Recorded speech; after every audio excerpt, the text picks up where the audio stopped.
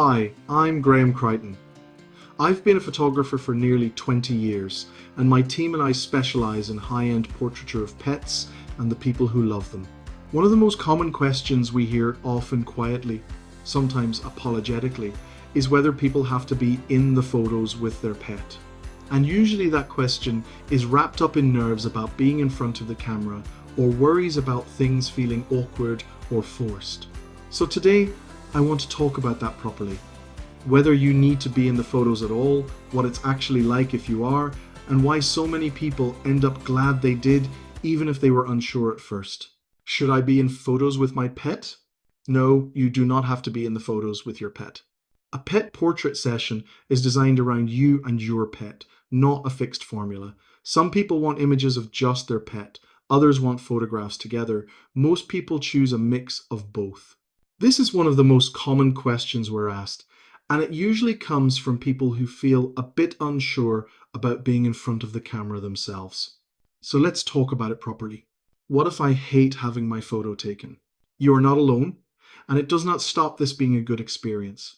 In fact, most people who say this end up surprised by how much they like the photographs they're in. That's because this isn't about posing, smiling at the camera, or feeling on display. The focus stays on your pet.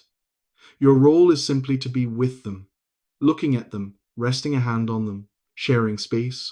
When people stop thinking of it as having their photo taken and start thinking of it as spending a quiet moment with their pet, everything changes.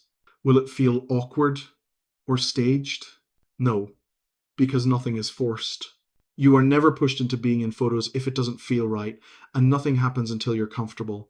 Most sessions start with your pet on their own. As things settle, people often step in naturally. If they don't, that's completely fine too. There's no pressure and no expectation. The photographs work best when people forget about the camera altogether. Can we have some photos with us and some without? Yes. And this is what most people choose. A typical session includes a combination of portraits of your pet on their own and some images that include you as well. This gives you flexibility later. Some people display artwork of their pet alone and keep the people and pet portraits for more personal spaces. Others do the opposite. Nothing needs to be decided in advance. What if I don't look like myself in photos? The aim is not to make you look like someone else. The aim is to reflect the relationship you already have with your pet. People often worry about how they'll look, but what matters far more is how the photograph feels. The closeness, the familiarity, the way your pet leans into you or looks for you. Those images tend to age far better than highly styled portraits because they're rooted in something real. Do people ever regret being in the photos? Almost never. In fact, what we hear far more often is that people are glad they stepped into a few images, even if they were unsure beforehand. Years later, those photographs become less about appearance and more about shared history.